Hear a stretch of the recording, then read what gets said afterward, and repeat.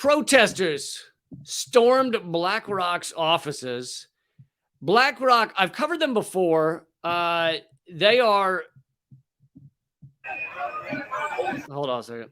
Didn't want to show you that yet. Twitter kind of sucks, but BlackRock, I did a video of them a while back. I think it was the first most censored news about this is who owns the world. And they have like I said, $8.6 trillion, an unbelievable amount of money. It's more than the GDPs of most countries. And they have incredible power.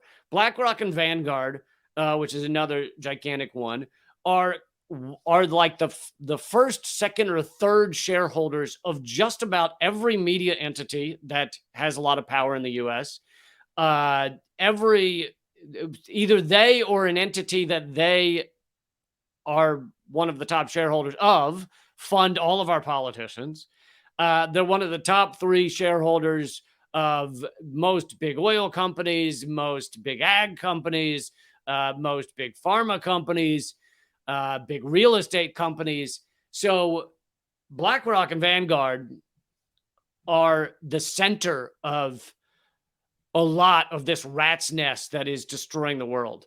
And these protesters that I'm about to show you, they stormed BlackRock's offices, and they specifically are concerned. There's a million things to be concerned about with BlackRock, but they're specifically concerned about their harm to the climate because BlackRock is the largest funder of deforestation. They're one of the largest funders of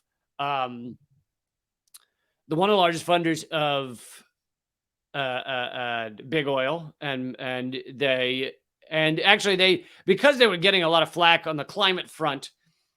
Is his name Larry Fink? I know his last name's Fink, which literally means a detestable person. But yeah, Larry Fink, literally named Larry Detestable Person. He had said that they were going to pull their investment funds from oil companies, and this caused specifically some connected to oil companies in Texas, or maybe specifically one oil company in Texas, to lose their minds that it was so horrible that BlackRock was going to withdraw their funds from oil. And so then Larry Fink put out a statement saying, never mind, we're not going to withdraw our money from oil companies. Have no fear. I mean, it's all bullshit. It's just, he's just trying to play he's trying to stop the protesters by acting like they're divesting from the climate catastrophe. But of course they aren't. Anyway, here are the protesters that stormed BlackRock's offices.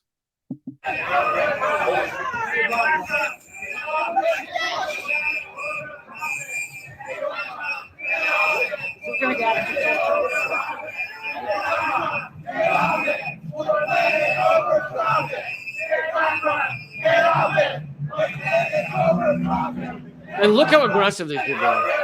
Look how fucking aggressive these people are to stop unarmed protesters from entering the building, tackling them, kneeing them in the back, putting chokeholds on them, treating it as if it is some sort of war they're in.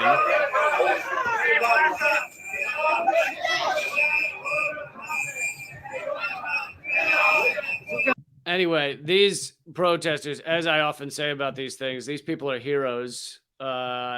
Anybody trying to interrupt business as usual during this climate catastrophe is incredibly brave and important in this time.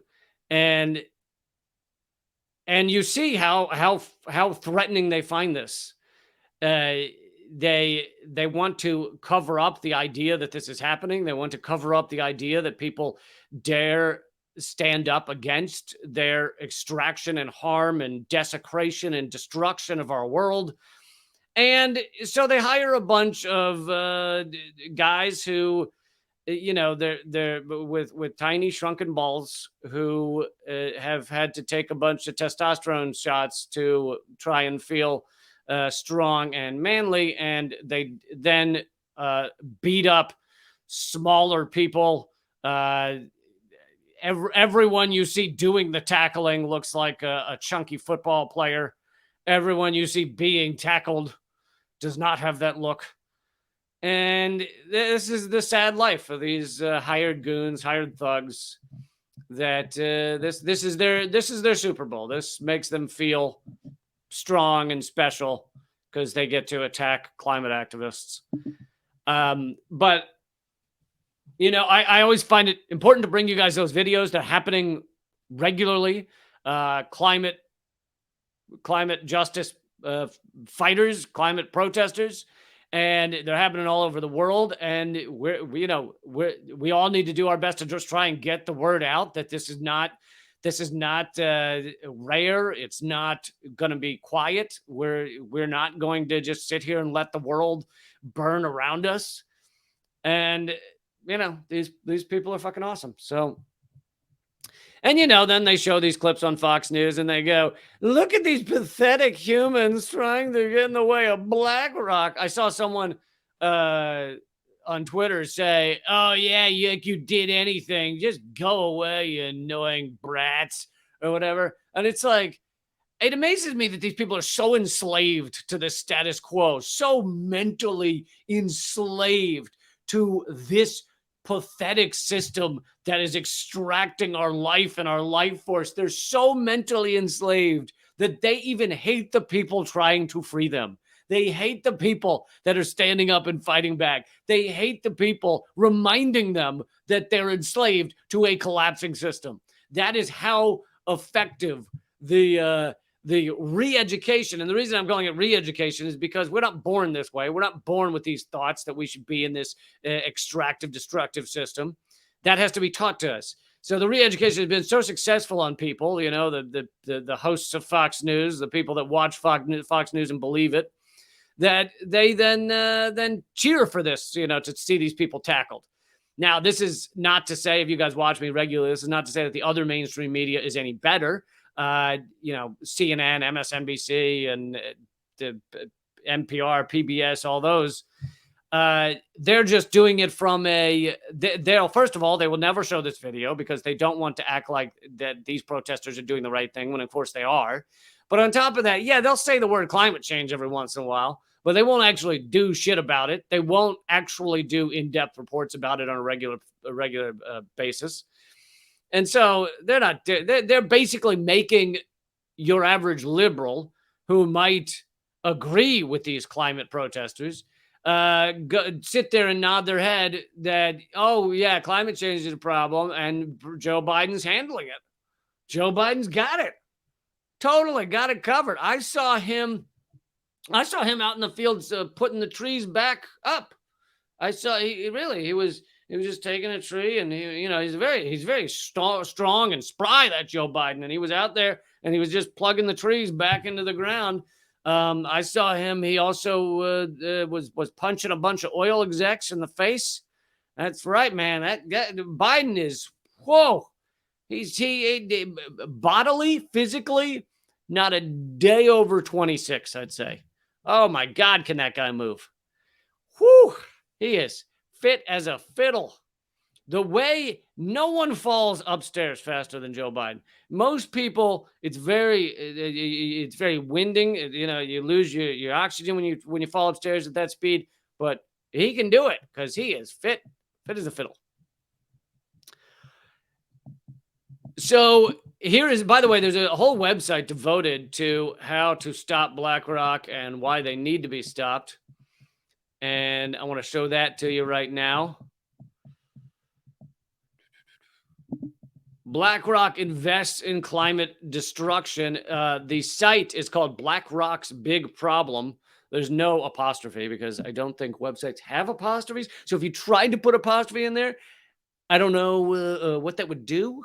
But yeah, BlackRock's Big Problem is the name of the site, blackrocksbigproblem.com. And it talks about how they invest in climate destruction. The climate crisis threatens life as we know it. We all face the global emergency, but the finance industry has the power to lead the change we need. BlackRock is the world's biggest asset manager with $8.5 trillion. I believe it's up to $8.6 trillion. Get your shit together. BlackRocksBigProblem.com. If that is your real name, get your numbers right. They supply fossil fuel companies with a steady stream of capital. They also invest heavily in companies driving deforestation and back firms. They back firms that undermine indigenous rights. Asset managers that continue to fund the climate crisis face exponential risks, both environmental and financial. That's BlackRock's big problem. So you can check things out there. You can find the solutions list is here. They have a bunch of various things that can be done, facts. Anyway, this is all at blackrocksbigproblem.com. So I just thought I'd let you know about that. I stumbled upon that site when I was looking at this. But yeah, and this is why BlackRock is one of the most powerful entities on the planet, and you barely ever hear their name. You barely ever hear their name on mainstream media. On a lot of independent commentators also are not talking much about BlackRock. It is incredible how these entities can come along, buy everything up, become larger than anything else, and they're barely mentioned. It's amazing.